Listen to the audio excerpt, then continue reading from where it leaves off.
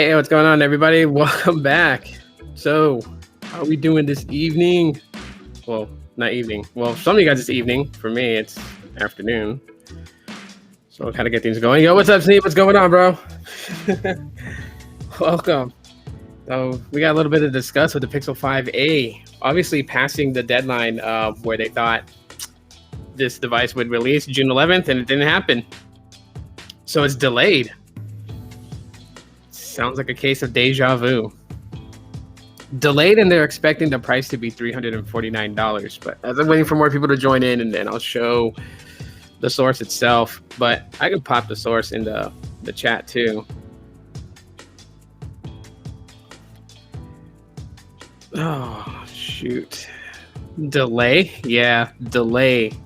They're saying August. Right, so that's a link. What's up, Gene? What's going on? But yeah, they're saying August delay. How crappy is that? It's absolutely crazy. Well, first of all, I mean, it's crazy that the 5A is even in existence, but I mean, hey, it is what it is. Let me go ahead and share this with everybody. We'll kind of just go over the article that's in question here. So again, this is just, from a website itself. Just do it that way. Okay, so let's kind of go over the Pixel 5a. Supposedly, so the launch date postponed, Pixel 5a release date, design specs, price, and India availability. Right, it's pretty much going to look like the Pixel 4a, sort of. Actually, Pixel 4a 5G, because it's the size and everything like that. Right, so that's the opening of this just pretty much talks about the camera and everything and whatnot.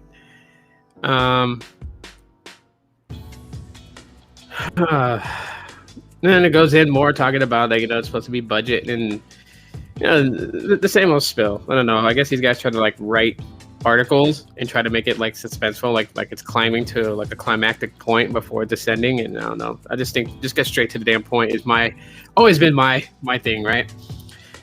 Okay, so these are the leak specs supposedly from the Pixel 5a. So it's supposed to have a 6.2-inch full HD plus OLED display with the similar dimensions of the Pixel 4a 5G. So that's measuring at 156.2 by 73.2 by 8.8 millimeters from the leaked images. The device retains the 3.5 millimeter headphone jack, obviously. And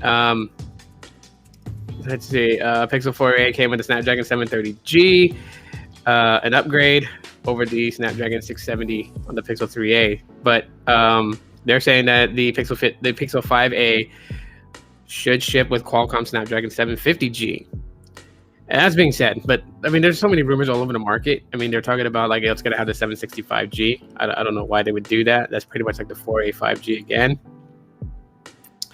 Let's see. The device will ship with 6 gigabytes of RAM and 128 gigs of UFS 3.1 storage. The 5A battery may see a little jump in capacity too. So the device will ship with a 3840 milliamp hour battery with 20 watt fast charging support. So that's that. As far as the pricing itself, so they're just going out. So take this with a grain of salt when it comes to this. I'll just be straight out. Is it a chip shortage? Some websites are saying it's a chip shortage.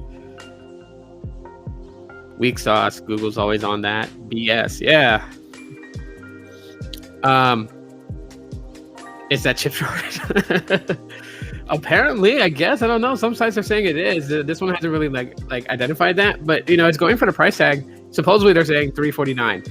And this right here, I'm going to call speculation, and in no way would I even see this being $349. My honest opinion, for being a Pixel buyer, I don't see this going for $349 as the 4A did. Difference is, of course, obviously, the Pixel 5A is going to be 5G capable, right? So they're only basing this off of like what it would be priced around in India, right? So like 25,300 rupees in India. So they say that's like equivalent to $349 US. I don't know. I really don't know on that one. I feel like that, honestly, I feel like that the 5A just doesn't need to exist. At least with what they're doing right now, the way that it's seeming that it's going to release as, I don't see this being a step up. It's just really hard for me, and I think that was probably one of the mistakes that that Google did last year with releasing the Pixel 4a in August and then releasing the 5 in October and the 4a 5G in November. Like, some people may disagree with what I'm going to say here, but I honestly feel like that this did not need to exist. Like, it didn't need to go that route. The 4a 5G shouldn't have been released. If they wanted a budget 5G capable device in 2020, then the 4a should have been the focus on that, and shouldn't have just been a phone release with just only LTE support. They should have put 5G support with the Pixel 4a. And I understand that if they did that, it probably would have hiked the price back up to $399. But that's what the Pixel 3a released as in 2019, was basically $399. That's what it cost. So what we're hearing so far with the Pixel 5a, first of all, it's not really, I don't know. I feel like that with these choices that Google has made, this could very well be the first time that an A series device does not have a lot of hype behind it coming out. That's me personally. If you have the Pixel 3a, the Pixel 5a, yes, definitely is going to be upgrade worthy. Okay. If you have the 4a 5G, it's not. If you have the 4a, it's really going to come down to is, do you need 5G? Absolutely at this point. And does your area even have it? I mean, the 4a 5G was just like, it was all over the place, right? We had the unlocked version that was only sub-6 supported. Then we got the Verizon model that had millimeter wave and sub-6. It was so confusing. So a $499 price tag for the unlocked version and a $599 price tag for a millimeter wave version, right? $100 difference in the support of 5G and what type of 5G it was connecting to. So the 5a is supposed to apparently have millimeter wave and sub-6 connection available. Like, there's not going to be like two specific models. So it's just pretty much like it embodies what the 4a 5G should have been. Personally, to Google, you guys, y'all screwed the pooch when y'all released a 4a 5G, and the 5. The 4a 5G should have never been. In my opinion, it should have never been. Now, because I don't see anybody who got the 4a 5G saying to themselves, come August, I'm gonna upgrade to the 5a because I absolutely need a more capable phone. I don't see that happening. Like, the only way I would see anybody with a 4a 5G upgrade to a Pixel 5a, to be brutally honest, is just because they want to have that next generation phone, just to say I have the 5a. The camera sensors are still the same. There's no change there. Still using the Sony IMX363 12.2 megapixel camera sensor on the back. Of course, it's hinting that it's going to have the ultra wide sensor, which is pretty much what the 4a 5G and the Pixel 5 have. So as far as like anything a step up in the camera department, which is what Pixels are known for, there's no change. There's no major change to it. So, I mean, you can kind of cross that off. The chip in itself, right? 750G. Well, how does the 750G compare to the 765G? What's my Twitter handle? My Twitter handle is, I'll just type it in here.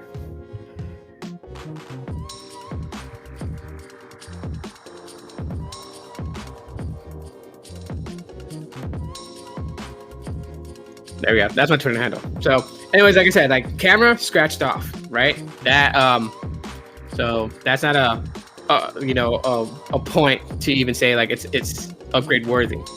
Okay, 750G versus the 765G, right? So we got to see how the chips perform. Okay, Um, whether it has a 750G or it launches with a 765G, still not a step up from the 4A 5G of last year, November. So if you're talking about the hardware chip, let's just kind of cross that off. Now, the modem, that makes the difference, right? The Snapdragon X52 modem, if the 5A has the X55, well, that'd be like what, like a minor incremental, but nothing like absolutely drastic. So, I mean, there's kind of a point there. If it has a better modem for better data connectivity, that would be. Screen display size, right? Pretty much the same display size, just about 6.2-inch display. So it's a nice size phone. We are the 4A 5G. It's not really a big major jump. You can't look at wireless charging, IP certification, water dust resistance, or any of that stuff, because that's not going to be present. If you're going to be like, well, it has a headphone jack, but so does the 4A 5G. It has a big battery. They're just about the same. I mean, there might be just like a minor incremental bump from the 4A 5G's battery, but that doesn't mean that necessarily it's going to be like, a giant leap and bound. I don't know. For me being, an end user on this, if you're going to go from one phone to another, it's got to be, you got to get your dollar's worth. There's got to be more to the newer one than what the last one had, right? Like, I'll be honest with everybody. Buying the 3A back in 2019, and when the 4A launched, I absolutely didn't need to get the 4A. Still very capable phone. Okay, I'm using it today as a daily driver. So there wasn't like, if anyone was to ask me, to be bluntly honest with them and be like, was it a major improvement and jump from the 3A to the 4A? No, it's not. But I can say that I have the 3A and I have the 4A. But what good does that do for a user, for a phone user? What good does that do to say I have the 4A? So then what good is it going to do to any user that says I have the 5A? Okay, whoopie-doo, you got the 5A. That's it. I mean, the only people that I see benefiting in buying the Pixel 5A is somebody switching and trying out something new. Somebody that was a OnePlus user that said, "Hey, I'm gonna give Pixels a go, but I'm not gonna spend $1,000 on a Pixel. So how can I get a Pixel, the best Pixel, the most current and best Pixel experience without breaking my wallet?" And that would be, okay, getting a Pixel 5A. Same way as someone jumping from iOS to a Pixel phone, but before they really settle with a Pixel phone, they're like, "I want to try it out." Sorry if you hear my kids screaming. I don't know what they're doing. They're doing something. Every day it's the same thing with them. Like they love to scare each other. So my kids, it's summer. You know what I mean? So they're playing out there. But yeah, that would be the only users I would see that would really actually benefit from purchasing a Pixel 5A are the new ones coming in. Current Pixel users, whether you use the flagships, whether you stick with the budget end, there's really no point. Now, I'd say, like, if you absolutely want to own a Pixel 5A, but you don't want to, say you don't even want to spend $399, say you want to only spend like $200, then there's no absolute need to rush to get it. I mean, we're not in a race here to say, "Hey, I got the phone in hand." You know what I mean? I think that's one thing that I kind of like really step away from is I don't need to have the phone in hand the day that it comes out. It'd be nice to have it to review it for everybody else that wants to hear a review from me. But there's a lot of guys that's going to get the phone and they're going to review it. So it's just going to be like what I think of it versus what so-and-so thinks of it. And really, that's all it is. But for me, it's not like I definitely have to have it the day it comes out type of thing, So it's not a race for me. I don't think it should be a race for anybody to really kind of go out there and get it. What up, Jose? What's going on, man? I don't think it's really a race for any of that type of stuff. That's not a good excuse. You want to get the Pixel 5A, but you don't want to spend $399. Roughly, let's say that's what it's going to be priced, ballparked it. Just wait a couple of months. Shoot, wait until tax time, and I'm pretty sure that thing's gonna go on sale. Oh my gosh, my kids. Um, excuse me for one moment. Enjoy the music here real quick. I gotta find out what they're fighting about. Kids.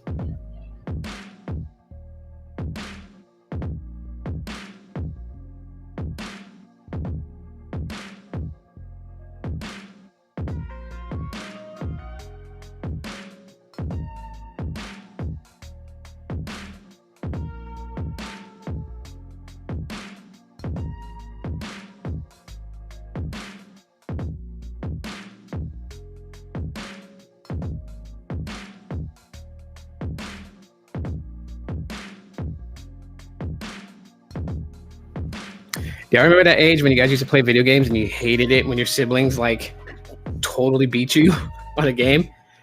Literally, that's what's going on right now. So my apologies for stepping away for a moment here. Let me catch up with the comments here. Let's see. Flossie Carter has great reviews. Flossie Carter is a no BS type of guy. And I think that's why a lot of people gravitate towards him. I'm on the 4XL. That's my daily driver now. I still have my 4 here. So like, I have the 4A, the 3A that I use. I have a data-only SIM in the 2XL. Always want to carry that with me. Another data-only SIM in the Pixel 4. And a data-only SIM in the iPhone XS. So, and I'm about to take these phones here in a few days because I'll be traveling to another state. So just be like vlogging and stuff like that from the things that I see out there. That's gonna be a lot of fun. But I don't know. Somebody help me out here. What would you feel would be a good enough reason for anybody that's on a Pixel 4a or 4a 5G to upgrade to a Pixel 5a, being the specs that it has?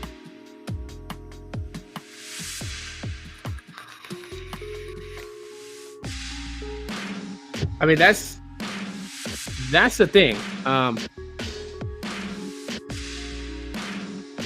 That's a crazy thing about it. Yeah, right. No reason. And I'm and I'm all about for people to save their money. You know what I mean? I'm not gonna shove tech down people's throats and say, yeah, only the coolest of the coolest get it. You know what I mean? Because it shouldn't even be that way. Honestly, most of these devices you can get 2 years out of, to be quite honest with anybody. You know what I mean? If I wasn't doing this, if I didn't have a YouTube channel, if I didn't like to talk and discuss mobile tech and discuss Google Pixel phones, honestly, I wouldn't have bought all these. I bought all these because anything that changes, like say something just sporadically comes to the Google Pixel 1 or the 1XL, then I have one to be able to demo it and show people. I mean, there's nothing really coming to it, so. It's a Unix joke. That's why I have them. Technically, I don't need to have them. I don't need to have all this. If I was to boil it down to what I would keep to use, my 2XL. I would go through the heartache because I believe this is a Verizon model because the bootloader is what do you call it? Checking my Wi-Fi router here because the signal was dropping for a second. Okay, but yeah, the bootloader is locked on this. So in order for me to put this like on Android 12, I would have to unlock the bootloader, put a custom recovery on it, and then flash an Android 12 custom ROM on it. So really, that's what I would have to do. Let's get some of these comments here. I think the 5A and the 6 will maybe flop. I don't think the 6 is gonna flop. The 5A is kind of a flop, but not the 6. Not when you have Google pretty much like pushing its own silicon. That's not gonna flop. And then also you got the Pixel Fold that's coming later on this year too. So I would get it because I've never been an owner of any Google phones. Yeah, see what I'm saying? Like for someone who's never really had a Pixel, then yeah, it would make sense, get the Pixel 5A. Um, because of the longevity that it will have compared to the 4A 5G, it'll get an additional year. So where the 4A 5G support will end, you'll get one more year with the Pixel 5A. So it makes sense to do that. But if you have a 4A 5G, you're still chasing an annual update type of thing, because technically your phone that you currently have, the 4A 5G, still has 3 years. Come this November, I'll have 2 years left, and then after that, so I went back to Nexus 6 with US Mobile SIM. Old school wide body feel. The Nexus, yeah, I gotta make sure. It's the Nexus 6 Motorola. Yeah, that was a gigantic phone. I think Paul Tech bought one, and I remember when he was doing a review about it, and I was looking at that thing in his hand, and I'm just like, whoa. So Nexus 6, no way would I be able to maneuver that thing daily. I would use that for like a like a bulletproof plating. It's like tuck it in a coat pocket, and at least your heart is covered by the Nexus 6. Let's see. The 2XL is a beast. It is. It's still very good, very capable. I had that conversation with Carlos the other day on a phone call. We were talking about it. I think he's looking for one, so I'm trying to help him find one. So I'm looking around my area to see if they have a Panda version 2XL in good condition for him to buy. My first Pixel 3 Simply Peach is a Verizon device, and my second Pixel 3 Clearly White is an unlocked version. Cool.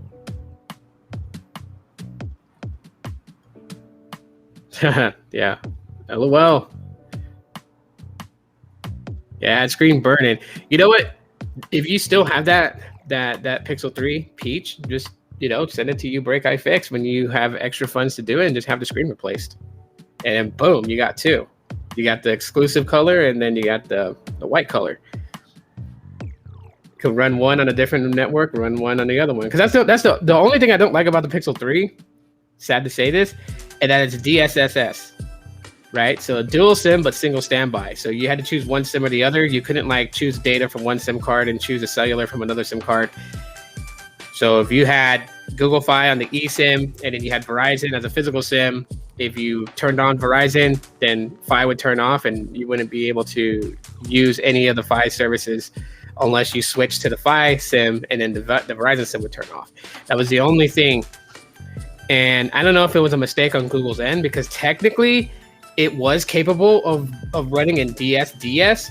Problem was that they didn't assign a separate IMEI for the eSIM. There's only one IMEI, and that's what sucked. And I think that's what kind of messed it up for the Pixel 3. Well, Pixel phones are solid in my book. At the end of the day, they are. I get a lot of backlash and everything like that about it versus the iPhone, and a lot of the reasons that people will tell me why the iPhone is better than the Pixel are not reasons that I look for in a smartphone. So I guess that's why it doesn't really matter to me. Yeah, I have an iPhone here. I have the iPhone XS. When I use it compared to the Pixel 2 XL, because I'll put it up against an older phone and not any of the newer ones, I don't feel like that there's a higher enriched experience with an iPhone versus using the Pixel 2 XL. The operating systems are different to a degree, but they pretty much all do the same thing. You click an app, it opens, you integrate and use the app. That's all it really is to it. So iOS, Android is not a deal breaker for me. But in preference wise, I use Android because it is more, you can do more with Android than you can with iOS. There's not a lot of things you can do with iOS. I mean, you can jailbreak it, and with a stock Android phone that's not rooted, you can still do a lot more customization than you can with iOS. So there's my argument. There's my argument point. I know, Carlos, he loves to bait me with iPhones. You know what I mean? He loves to, because he's a diehard Apple user. I totally get that about Carlos. And at the end of the day, one thing I will give Carlos credit on is that, he's not just blinded by being an iOS user, because he will use other things. He loves OnePlus too, like the OnePlus 9 Pro. He absolutely digs that phone. So, yeah. Is anyone looking forward to a Pixel Fold and roll? The Pixel Fold, I just want to see if Google can bring out a decent foldable, kind of like what Samsung has done with the Galaxy Fold. To be honest with everybody, instincts are still in development. I didn't even activate you. But that's pretty much like it. As far as like like wanting to have I guess you could say like a foldable device that's like, because to me foldables are still gimmicky. You know what I mean? But not gimmicky in a bad way where like I shun it out of my view, but it's gimmicky in the sense of like it's bringing something new to the mobile tech world. Like not absolutely brand new, because we've had foldable phones in the past. Jeez, man. I wonder, does the heat affect your Wi-Fi? Because I'm watching, so I'm pretty sure at this point right now there's maybe the stream's a little bit glitchy, and that's just because the reception dropped to 2 bars, what it's showing. I know it's like 100 and something degrees right now outside. There we go. We're back to full bars and signal strength. It's been like that. Yeah, it's not brand new technology because we had foldable phones. We had flip phones, the Moto Razr V3Ms, and all the different ones out there. We've had them in the past, but it's new with a foldable touchscreen. That's probably the only thing that's really new about it. But now the Pixel Fold, I just want to see what Google can do. Can Google do this? It's really just to see what Google can do now that they're in the hardware game. Hey, Tech for your needs, what's up?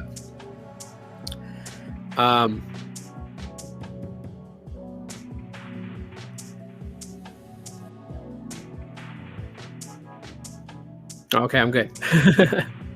I mean, when it comes down to smartphones, I'll be straight with everybody. You guys have heard me say this before, but like the ultimate main thing about the smartphones today is the software. Okay, yes, hardware is important to a degree, and I would say it.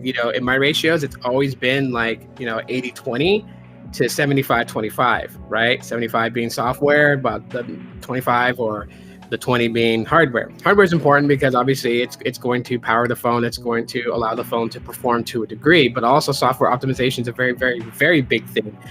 And when you're using your smartphone, the number one thing you're using the phone for first, if anything, is always the software. You know what I mean?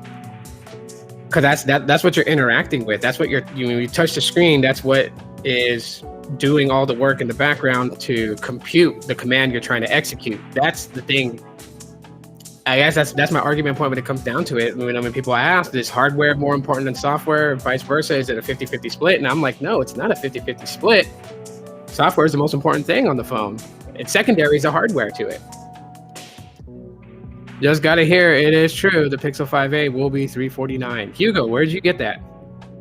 Pop a link for everybody else to find it. If it's $349, that's actually a pretty good deal. It's still not worth the reason to upgrade from a 4A 5G. I'm sorry to say it. You haven't even got, if you have a 4A 5G, you haven't even gotten your year's worth spending, over $400. Actually, what? $499 for the sub 6, $599 for the millimeter wave version. So you're spending $500 and $600, right? You haven't even got your money's worth if you try to upgrade from the 4A 5G to the 5A. If you're on a 3A, yeah, then you can upgrade to a 5A.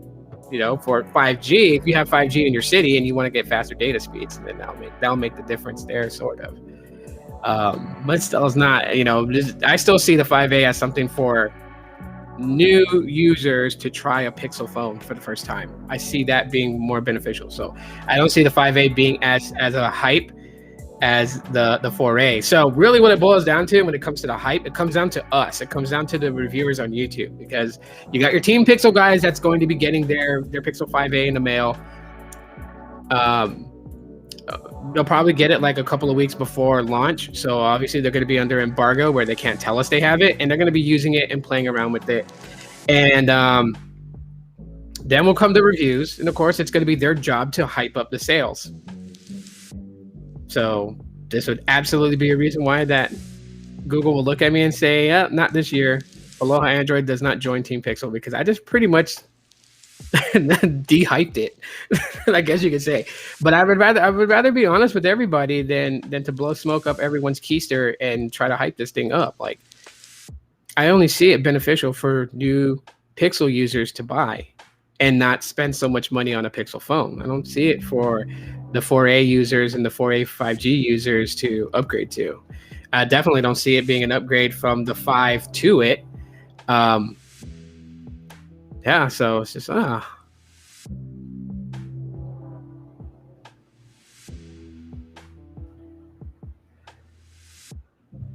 Oh, you just saw my title.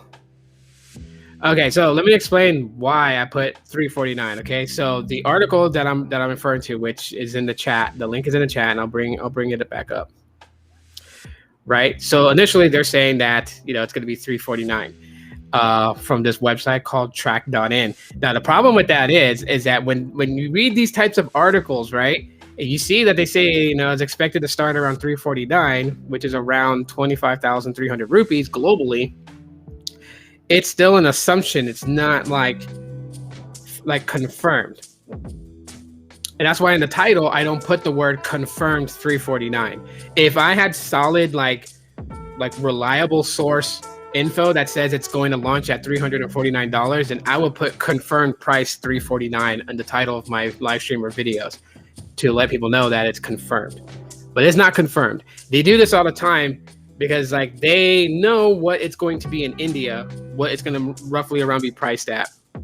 But just because it's priced at like 25,300, rupees in India, doesn't necessarily mean that it's going to be converted to US dollars $349. Even in this part where it talks about the price and everything like that, it says Pixel 5a price should be between 30,000 to 32,000 rupees in the country for the single variant. Because Pixels is widely used in India. So that's where I'm talking about it, like in the title. That's what I meant by it.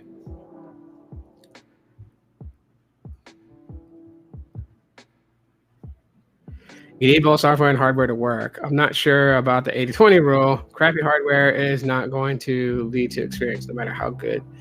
Yeah, well, when I say 80-20 rule, I'm not saying that it's 20% that you can just take any hardware. That's not what I mean. What I mean is that the importance of it, like in the overall user experience, 20% on the hardware, 80% on the software. Where I'm going with that and why I'm saying it that way is because you don't open up a Pixel phone and start playing with the CPU chip. You don't unplug it from the logic board and start playing with it and have a good time. But you do power the phone on, run Android, and start opening up Twitter and stuff like that. That's software. The chip is hardware. That's what I mean by it. Like, it's the 80-20 rule on that. So the importance of the hardware is there, because you got to have, a decent chip. Like, you don't want something from, I'm sorry to kind of crap on them, but what's that brand? MediaTek. MediaTek chips are not that great. Sometimes they get a shooting star created, and that chip happens to be good. Like the MediaTek that was used in the LG X Power, it was actually really decent for a MediaTek chip, but other MediaTek chips have just been fails. Yeah, so I'm not saying that the 80-20 rule applies as in that you can use the cheapest hardware and yield flagship results or yield the best optimized results. I'm not saying that at all. I'm just saying that the majority important thing in the smartphone is going to be the software, because that's what the end user is using. That's what they use every day. Every time you pick your phone up, that's what you're using. You don't take the camera out and start playing with it. That's what I mean.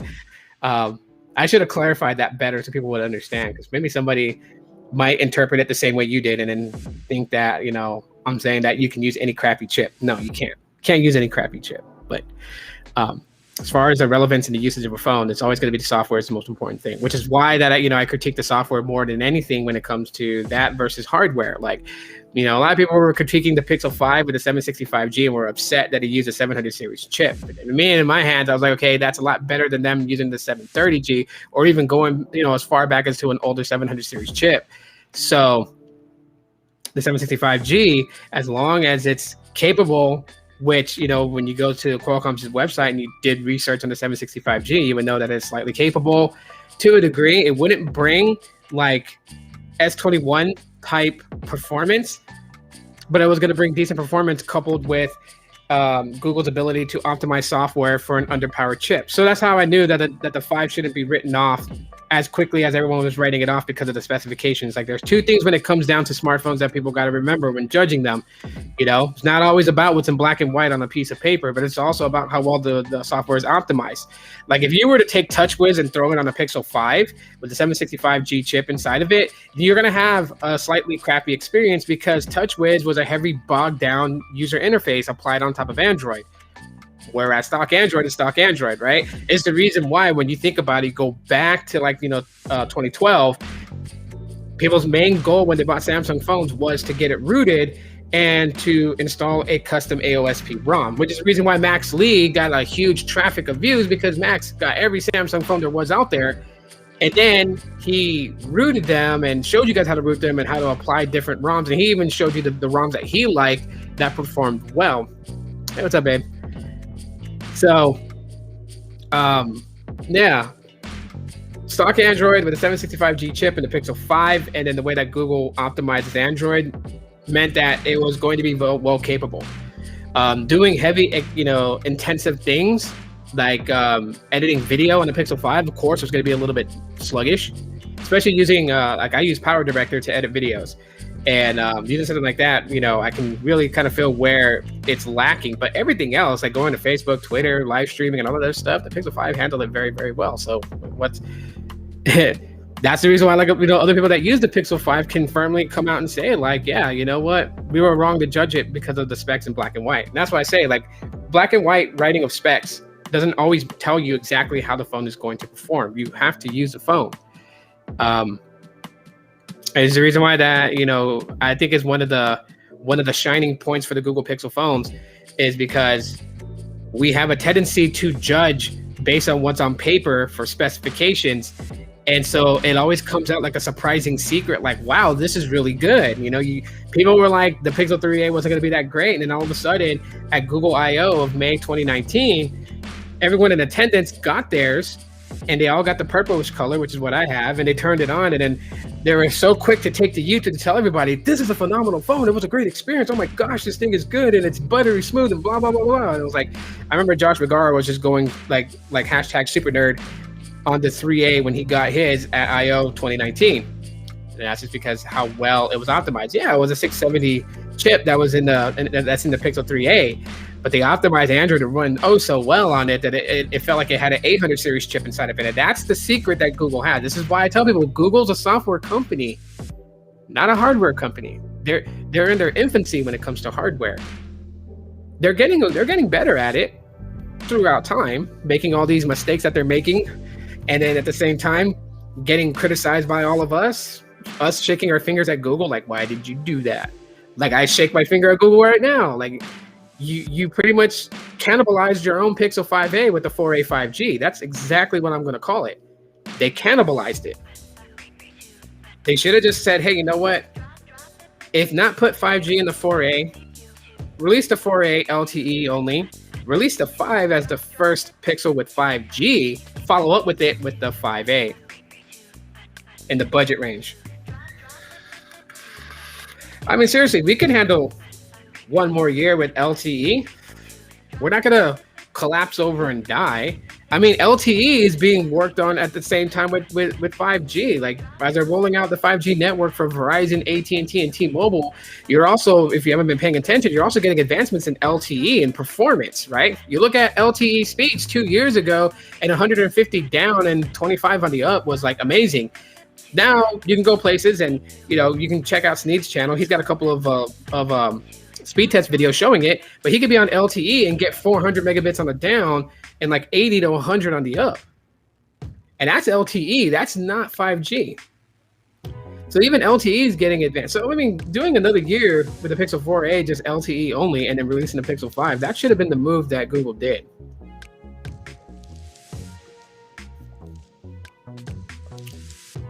Green tea is the nectar of the gods. But I mean, that's how I feel. So yes, I'm shaking my finger at Google. You know, like Google's a little child. Like, what did you do, Google? Why did you do that? You know, you did that, Google, because you didn't think. Let's start scolding Google like they're a child, like you're their dad. You did it because you weren't thinking. You didn't use your brain. You got to use your brain. So they cannibalized their 5A, and I know they're trying like hell to find a way to pitch the 5A. And you know what? They may come up with it. I mean, this is Google, for God's sakes. There's got to be one genius in there that can find like the absolute best statement to get people attracted to it. But then you got people like me who see through all the smoke and mirrors, and it's just going to call it for what it is. And I will say it again: the Pixel 5A is only going to be beneficial for new, never used a Pixel phone user. They're the ones that are going to benefit because they'll be able to try a Pixel device. They'll be able to, experience the Pixel experience with 5G connectivity, not have to worry about which model you bought, because the 5A is not going to come in two models where there's a millimeter wave and non-millimeter wave. The phone is going to support both. So those are the only ones that's really going to benefit from it. And then besides them, Pixel 3A owners who are probably their phone has seen better days, and so they're ready to get a new phone, and they don't want to spend $1,000 on the Pixel 6. So they're like, I want another 5A. I want the 5A because it's another A series budget Pixel phone with a headphone jack. It'd be beneficial for them. But if you rocket a 4A, okay, you do what you want with your money. At the end of the day, you can upgrade to a 5A. Totally cool. Bigger display, bigger body, more cameras, because it's supposed to have that ultra wide camera. But if you're like someone that's like frugal with their money and they're like, I want to get my money's worth out of this, you can use it for another couple years. It'll be just fine. I do know that this body design is done with. I'm assuming the Pixel 6A is going to mimic the Pixel 6 design, and we'll see what they do with that there. My only fear is that the A series from Google will end up like OnePlus. I don't know if anyone's ever talked about that on a live stream or video, but that's one of the fears that I have with the A series. Because I generally enjoy the A series. Honestly, I don't have to have any of the flagship Pixels except for the Pixel 2 XL. This phone is just straight badass, but I don't have to have any of the flagships, and I'd be just fine with the A series. The A series are really, I don't know. That's why I'm kind of disappointed in Google's decision to do all these things, is because it's like the A series was solid. The A series was like, I advocate for the Google Pixels when I talk to family and friends and stuff like that. I'm like, that's always my sales pitch, and I'm not even employed by Google, and I sales pitch it all the time to them. I'm like, hey, you want to try a Pixel phone, but you don't want to spend a lot of money? Get the Pixel 4A, get the Pixel 3A, because the 3A and the 4A are very capable phones, and you know what? It's not going to break your wallet, and you will have an 80% experience to what the flagship model has, right? Because the 4A to the Pixel 4, it is within doubt 80% of what the Pixel 4 is. The 20% of what you lose with the Pixel 4A, not choosing the Pixel 4, is the features, the wireless charging, the back of the mind insurance of IP certification, and even the quirkiest thing of them all, the facial unlock, which is why that I try to make sure I take really good care of the Pixel 4, because to me, the Pixel 4 is a staple phone in the Pixel universe. It is where they have Project Sully built into it for motion sense, which I don't really use. It's turned off all the time. I don't really skip track or anything like that. I don't do none of that. But I mean, I'm pretty sure since I have the Pixel 4 and not the XL model, if I had motion sense on, I can kill that battery pretty quick, guaranteed. But the 4A doesn't have those features, and so that's the 20% that it lacks compared to the 4. Because you got to remember, the A series lines coincide with the previous flagship, right? So the 3A was the budget version to the Pixel 3. Yeah, it came out the year after the Pixel 3 was launched, and it continued that trend. The 4A came after the Pixel 4 was launched. However, the 4A was delayed until August. It was announced August 3rd for pre-order and available for purchase, and the pre-orders were out by August 20th, 2 days after my birthday. So, yeah, the Pixel 5A is the budget to the Pixel 5. And that's why I say, like, it was such a crazy thing that came up with the 4A 5G, because the 4A 5G acted as the budget to the Pixel 5, but the XL model to the Pixel 4 and the XL model to the Pixel 5, which is the 4A 5G just had a lot on its shoulders. It just had a lot on its shoulders. It's crazy. What's up, Coffee? How's it going?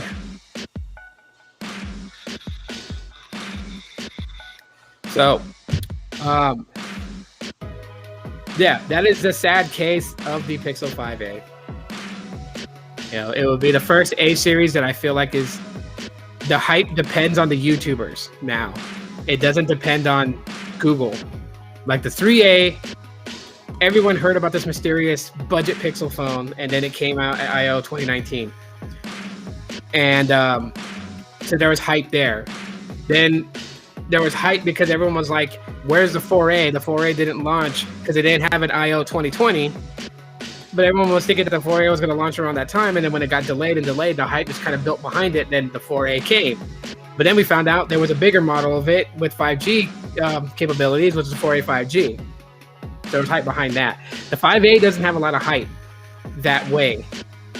So the only way that the 5A is going to have hype is that the YouTubers that get the phone and review it are going to have to build that hype up for Google. They're going to have to hype it for people to say, hey, I want to upgrade to it. You know, we have to become salesmen. We got to get our suits and ties. Got to put them on, you know, clean up, get our hair nice so we can make that sales pitch and help Google make some money. At least the Team Pixel guys have to do that. For sure, because yeah, it's known. If you don't, if you give it an honest review and it's not a favorable review, you will get kicked out of Team Pixel. Ask Painfully Honest Tech, because it happened to him. You know. All right, Zero Cool. Thanks for popping in, bro. Take it easy. Enjoy Gur Mondays. It's going. Just found a new song from the singer of Rammstein. Ooh. Oh yeah.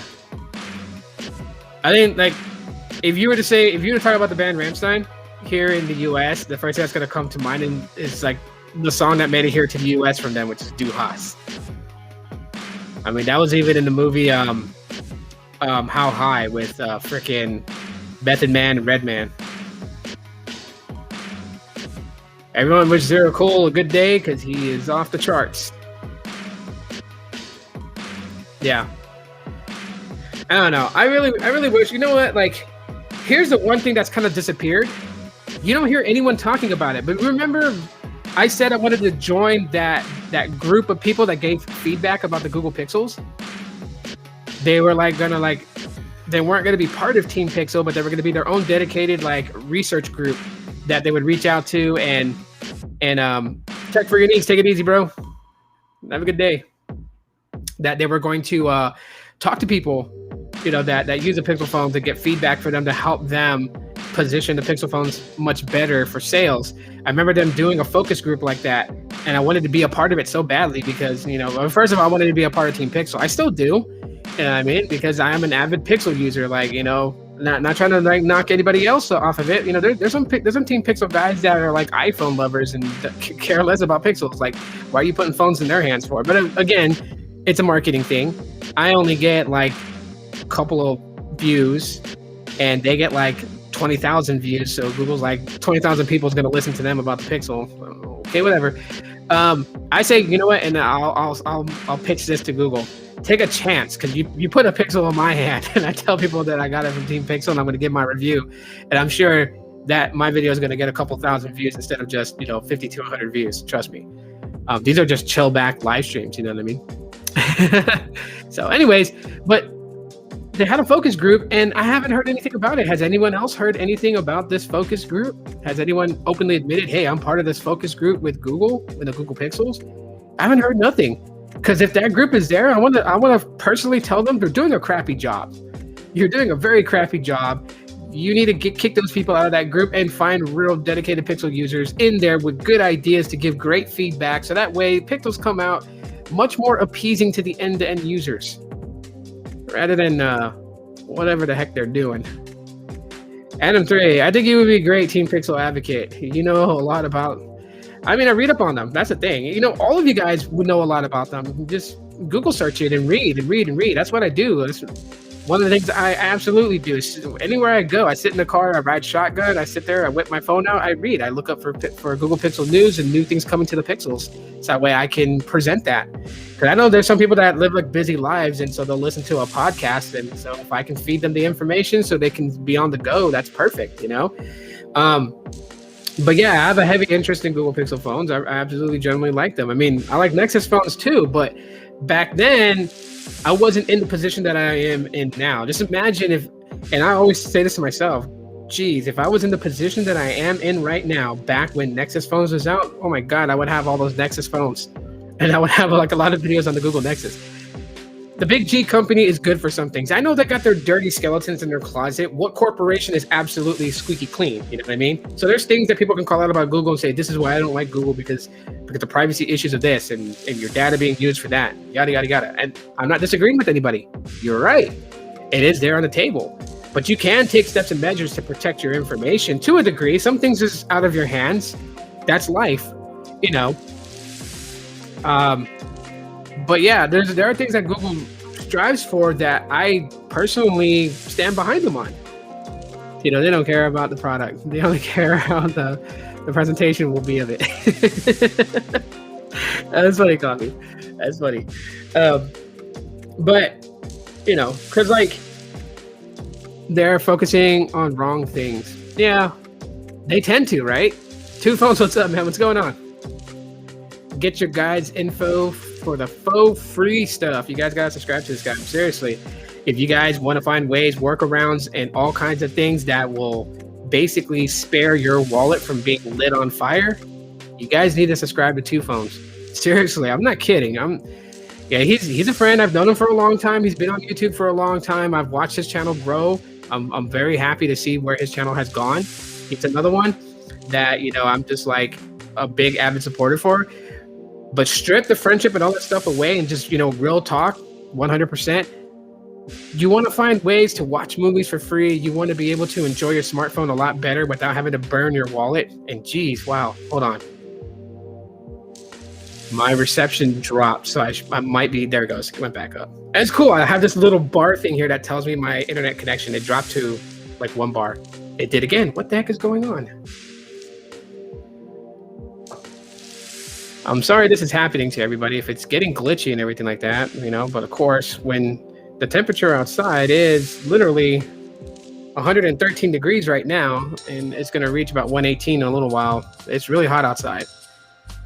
Probably should have did this live stream at night because then it'd be much cooler. Let me know if it's glitching. If the video is glitching, I apologize for it. Okay, it's still good? All right, I'm just freaking out because it keeps dropping to 1 bar and dropping and going to green. I'm thinking it's going to cut like it did the last live stream I did. It cut like at 1 hour. Then I'm looking at my modem because my modem tends to flash when there's like the signal's really bad. Anyways, Two Phones got you covered to get all that free stuff. To basically to penny pinch. And what's wrong with penny pinching? You know what? Because that puts money in your pocket to do more things than just spend on tech. Like he's giving you the tech, so you get all the things you want out of tech, and then find you ways to get things that are free, right? Or close to free.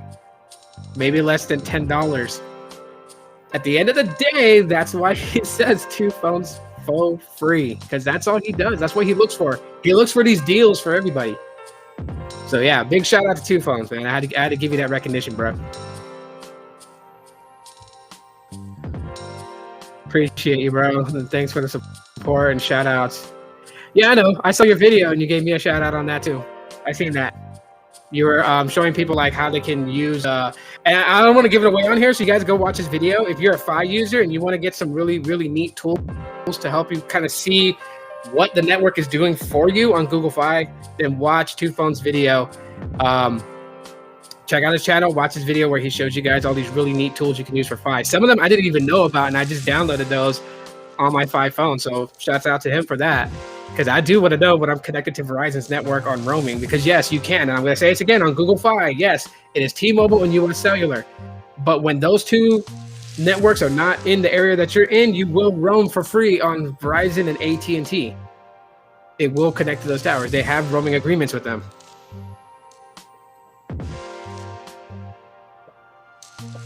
Yeah, subscribe to his channel, Gene, if you're not. Catch his live streams at night. They're very interesting. I like the collaboration he did with Keystone Tech. That was a really good vibe. Y'all vibe really good on that one, too. So, shouts out to you guys. But yeah, I mean, in general, no, I guess we've already reached the climactic point of today's live stream, so we'll kind of like bring it down just a little bit. But yeah, that's how I feel about the Pixel 5a. To me, it's just going to be marketed towards I've never used a Pixel phone user out there will be able to try out a Google Pixel phone at a good price and get that enriched Pixel experience for less than $500. That's the only thing. And then the Pixel 3a owners can upgrade to the Pixel 5a. But other than that, it's really not much of a marketing point because it's so close in specifications to the Pixel 4a 5G. And the reason why I judge it on the specifications there is because I know how Google optimizes Android for the Google Pixel phones. So it's good if it's going to be anything like the 4a 5G, which is well optimized, it's going to be that way. So I can call it on that and say that. So in other news, there won't be that much this week for me. I believe Wednesday I'm heading out of town. Tuesday night, it depends on how things go. I may leave my city Tuesday night and drive all throughout the night. But I'm heading towards Oklahoma, so I'm heading out to the Midwest. I'll be out that way Wednesday, Thursday, and Friday, and I'll be back home in my city Saturday. So I may do like some live streams from the mobile phone and just a chit chat with everybody. I'm gonna go see my dad a little bit earlier for Father's Day. I'm gonna see my dad and say what's up to him, and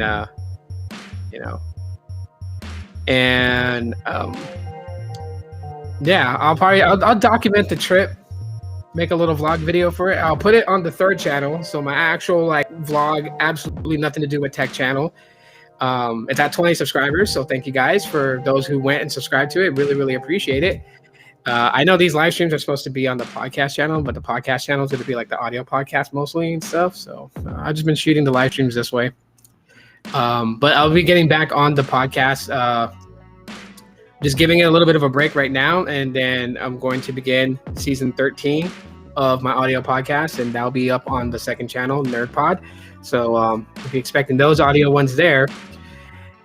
Yeah. Other than that, man, oh my gosh, everyone be safe on this heat wave. This heat wave is bad. It's so totally messing with my Wi-Fi so badly. I'm thinking it had to do with that.